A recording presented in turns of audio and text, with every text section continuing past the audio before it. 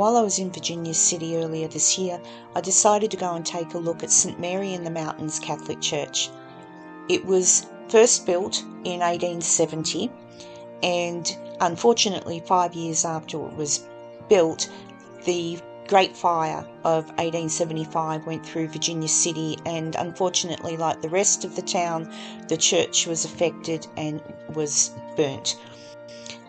The walls still remained standing, but everything else was gone. So what happened then in 1877, it had been rebuilt properly by that stage, but for a few years it was well in use, but shortly after, when the Comstock boom sort of dwindled down, the majority of the townspeople left and the church became neglected. Basically, it wasn't getting as many parishioners through, and it just wasn't being maintained. By the time the 1950s rolled around, St Mary's in the Mountains was basically in pretty bad decay. A couple of the bishops in the area decided that the look of the church was not relevant anymore.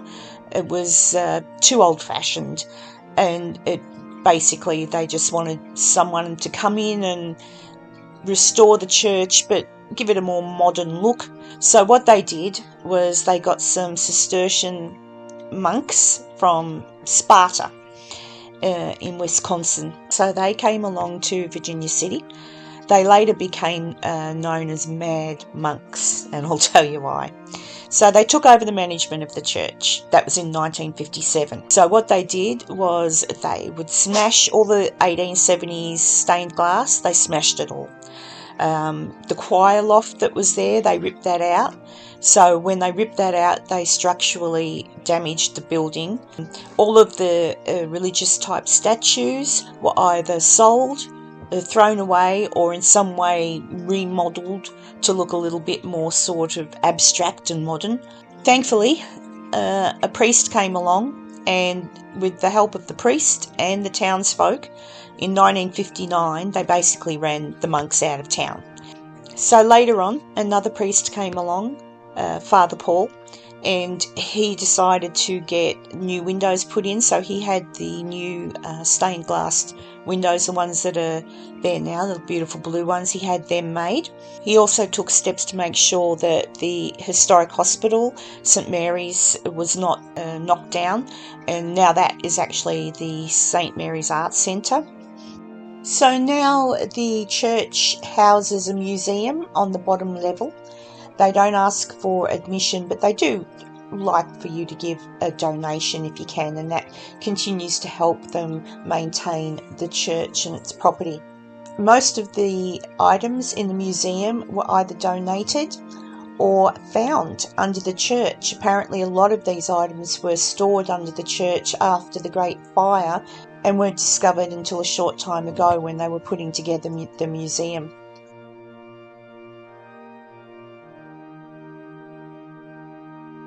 I particularly found the 45-star American flag interesting. It's an original.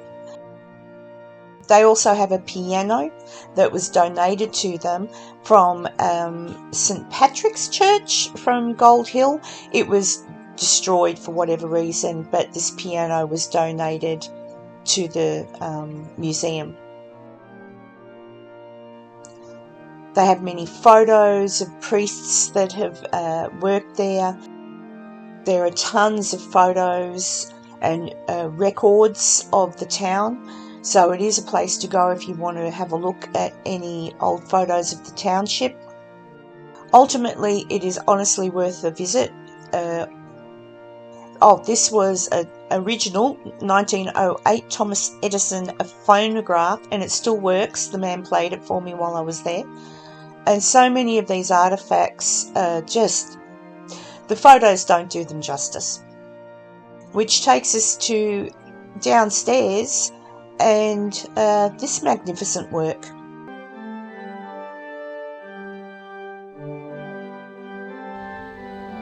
I just love the artwork, the time that they took. It would have taken some time to do all this. It's just beautiful. and the candles. Oh, Kitty did this. Who's Kitty? She was a local artist. Used to be a heroin addict, was on methadone, and actually she was living at Virgil's house. He was our district attorney, retired, and she OD'd on methadone. Oh, she It was passed. so sad. She was one that painted the pumps at the gas station and the walls and the windows and stuff, and yeah. Oh, so she died, and so gifted. Huh? So gifted because the work she's done is beautiful. An amazing artist.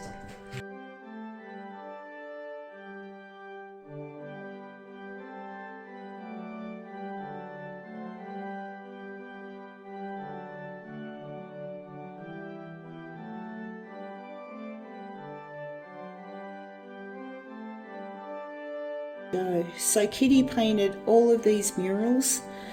So if you come here to Virginia City, you'll see all of her handiwork in the. I guess this is the basement, Connie, of the church, and she's done. There you go, St Mary's on the Mountain, but it's absolutely beautiful. It's worth a visit. This particular part was used as storage back in the day. Now they've converted it to this little area. So as you can see, Kitty did a beautiful job of the artwork, and indeed she was quoted as saying, "At the close of my life, this will have been the one project that stands above the rest. I got so much more out of it than I put into it." Now they also have a gift shop. If you think you might need some rosary beads or holy water to fight off some demons, I suggest you go to the St Mary on the Mountain gift shop and buy yourself some. Even comes in a handy keychain. And please go and visit the museum if you're ever there. It truly is a sight to behold. Bye.